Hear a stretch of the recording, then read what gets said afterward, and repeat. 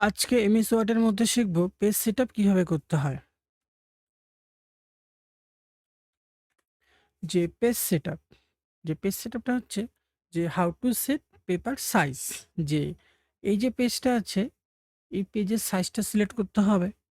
যে আমি কি পেজের উপর কাজ করব, কারণ পেপার সাইজ অনেক হয়ে থাকে। যে A4, তারপর লিগাল, লেটার, এরকম প্রচুর পেপার সাইজ হয়ে থাকে। তো কি পেজের উপর কাজ করব সেই পেপার সাইজটা সিলেক্ট করতে হবে। তারপর ওরিয়েন্টেশন। ওরিয়েন্টেশন মানে পেজটাকে কিভাবে ব্যবহার করব। যে ওরিয়েন্টেশন ২ রকমের হয়, যে পোর্ট্রেট অ্যান্ড ল্যান্ডস্কেপ। পোর্ট্রেট মানে লম্বাভাবে, আর ল্যান্ডস্কেপ মানে চওড়াভাবে। যে পেজটাকে এখানে কিভাবে ব্যবহার করব। তারপর মার্জিন। মার্জিন মানে যে পেজের মার্জিন কতটা নেব। তো আমরা যখন পেজের মধ্যে কোনো কিছু লিখি, লেখাটা কোথা থেকে স্টার্ট হয়? লেখাটা স্টার্ট হয় সবসময় এই জায়গার থেকে। আমরা কখনোই এই জায়গাটার মধ্যে লিখতে পারি না।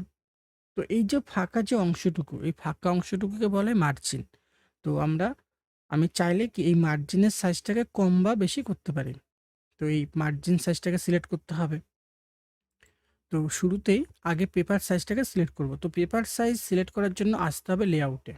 লেআউট, এখান থেকে মার্জিনে আসতে হবে। তারপর এখান থেকে এই যে কাস্টম মার্জিন, এই কাস্টম মার্জিনে আসতে হবে। আসার পর এখান থেকে পেপারে আসতে হবে। আসার পর এই যে পেপার সাইজ, এখানে কি করা আছে? লেটার করা আছে। তো এখান থেকে পেপার সাইজটা সেট করতে হবে। যে আমি কি পেপারের উপর কাজ করব।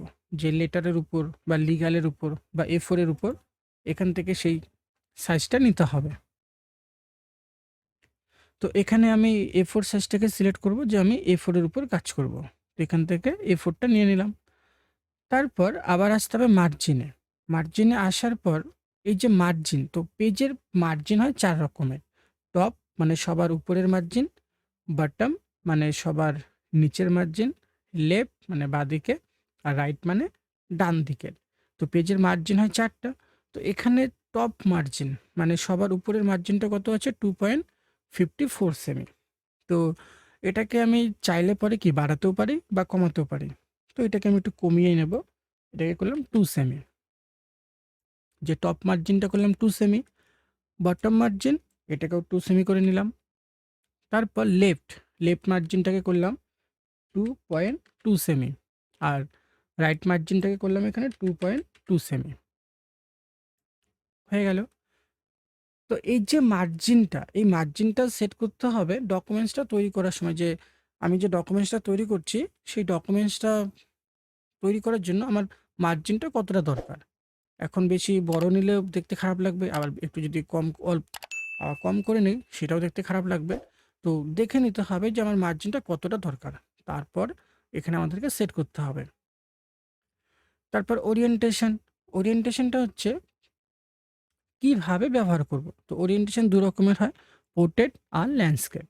পোর্ট্রেট মানে লম্বা, যে পেজটা এখানে লম্বাভাবে আসছে, আর ল্যান্ডস্কেপ মানে চওড়া, যে পেজটা এখানে চওড়াভাবে আসছে।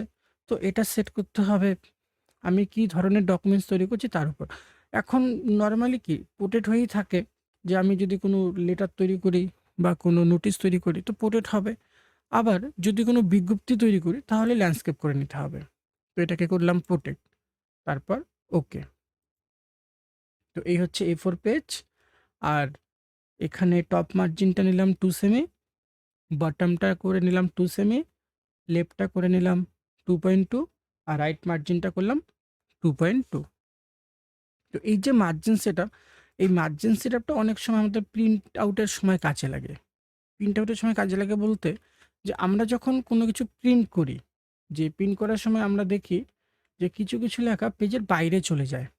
যে আমি এখানে একটা ডকুমেন্টস প্রিন্ট করছি, সেই পেজটা এই ডকুমেন্টসটা আমি চাচ্ছি একটা পেজের মধ্যে প্রিন্ট হবে। কিন্তু প্রিন্টের পর আমরা দেখি যে পেজটা কি ২ টো পেজের মধ্যে চলে গেছে। মানে নিচের থেকে ২ টো লাইন বা ৩ টা লাইন ২ নাম্বার পেজে চলে গেছে। কিন্তু আমি চাচ্ছি কি একটা পেজে প্রিন্ট আউট করতে। তো সেক্ষেত্রেই মার্জিনের সাইজটাকে একটু কম করে নিয়ে আমরা সেই ৩ টা লাইনকে একটা পেজের মধ্যে নিয়ে আসতে পারবো।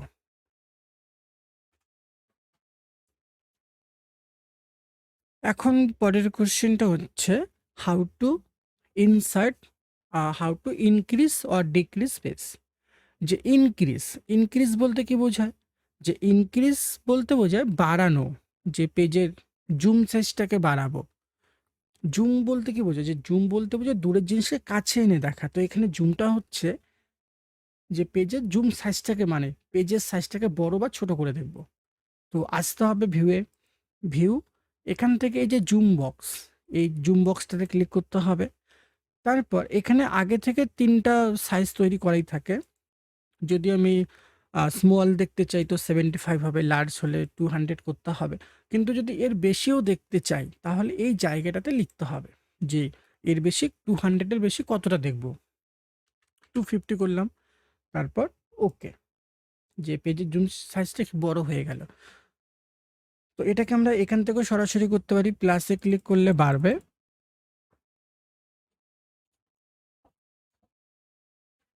আর মাইনাসে ক্লিক করলে কমবে। যে এখানে ম্যাক্সিমাম 500 করতে পারবো আর মিনিমাম 10। তো নর্মাল এখানে 100। তো 100-এ ক্লিক করলে নর্মাল যে সাইজটা আছে সেই সাইজে চলে আসবে। এখন পরের কোশ্চেনটা আছে how to set line number. যে এই যে প্যারাগ্রাফটা আছে, এই যে পেজের মধ্যে যে লেখাগুলো লেখা আছে, আমি এখন চাচ্ছি প্রতিটা পেজের, মানে প্রতিটা লাইনের সামনে, যে প্রতিটা লাইনের সামনে নাম্বারটা দেখাবে। যে আমি কি চাচ্ছি, যে প্রতিটা পেজের, মানে প্রতিটা লাইনের সামনে সেই লাইন নাম্বারটা এখানে শো করবে। তো লাইন নাম্বারটা দেখার জন্য আসতে হবে লেআউটে, তারপর এখান থেকে আসতে হবে মার্জিনে, মার্জিন, এখান থেকে কাস্টম মার্জিন, এখান থেকে লেআউটে আসতে হবে। আসার পর এই যে লাইন নাম্বার, এই লাইন নাম্বারে ক্লিক করতে হবে। তারপর এখান থেকে অ্যাড লাইন নাম্বারিং, এই অ্যাড লাইন নাম্বারিং এই চেকবক্সটাতে টিক দিয়ে নিতে হবে। তারপর এখানে স্টার্ট মানে শুরু, যে নাম্বারিংটা কত থেকে শুরু হবে, যে নাম্বারিংটা শুরু হবে 1 থেকে। তো এখানে যদি 2 করি তাহলে 2 থেকে শুরু হবে। তো এখানে 1ই থাকবে, যে 1 থেকে শুরু হবে। তারপর ফর্ম টেক্স মানে লাইনের থেকে নাম্বারের দূরত্ব কতটা হবে। যে লাইনটা তো এখানে, নাম্বারটা কোথায় আসবে, এখানে আসবে বা এখানে আসবে বা এখানে আসবে, সেই সাইজটা এখানে নিতে হবে। তো এখানে যদি কোনো সাইজ সেট করি তাহলে সেই সাইজে চলে আসবে। তো এখানে আমি অটো রেখে দিলাম, যে অটোর যে সাইজটা আছে সেই সাইজেই আসবে। এরপর কাউন্ট বাই মানে যে নাম্বারটা কত করে কাউন্ট করবে, যে 1 করে কাউন্ট করবে বা 2 করে। যদি 1 লিখি এখানে তাহলে 1 করে কাউন্ট করবে, যে 1 2 3 4 আসবে। যদি এখানে 2 লিখি তাহলে 2 করে কাউন্ট করবে, যেখানে 1 তারপর 2 আসবে না, 3 আসবে। তারপর 5 7 9 2 করে বাড়বে। তো এখানে 1 লিখলাম, যে এক এক করে বাড়বে। তারপরে এখানে নাম্বারিং স্টাইল, যে কন্টিনিউস করলে কি হবে, যে 1 নাম্বার পেজে, যে ধরলাম এখানে 1 নাম্বার পেজে লাইনটা কি 21-এ শেষ হয়ে গেল, যখন 2 নাম্বার পেজটা আসবে 22 থেকে কন্টিনিউ হয়ে যাবে। আর যদি রিস্টার্ট করি তাহলে 1 নাম্বার পেজে ধরলাম যে এখানে 21-এ শেষ হয়ে গেল, 2 নাম্বার পেজে আবার 1 থেকে স্টার্ট হবে। তারপর ওকে, আবার ওকে, যে প্রতিটা লাইনের সামনে একটা নাম্বারিং চলে আসলো। তো এটাকেই বলে লাইন নাম্বার। এখন এই লাইন নাম্বারটাকে কী করব, রিমুভ করব। রিমুভ করার জন্য একইভাবে সেখানেই আসতে হবে যেখানে সেট করেছি, লেআউট, মার্জিন, কাস্টম মার্জিন, তারপর আবার আসতে হবে লেআউটে, লাইন নাম্বার, এই যে অ্যাড লাইন নাম্বারিং এর মধ্যে টিক দিয়ে নিতে হবে। তারপর ওকে, আবার ওকে, নাম্বারিংটা রিমুভ হয়ে গেল। এখন পরের কোশ্চেনটা হচ্ছে how to set page number. যে how to set page number মানে যে এই যে পেজটা, এটা কত নাম্বার পেজ, এটা হচ্ছে 1 নাম্বার পেজ। কোথাও কি পেজ নাম্বারটা লেখা আছে উপরে বা নিচে? কোথাও পেজ নাম্বারটা লেখা নেই। তো আমি চাচ্ছি এই পেজটাতে যেটা কত নাম্বার পেজ সেই নাম্বারটা শো করবে। যেরকম আমরা পেপার পড়ার সময় পেপারের মধ্যে দেখি যে পেপারের উপরে পেজ নাম্বারটা লেখা থাকে।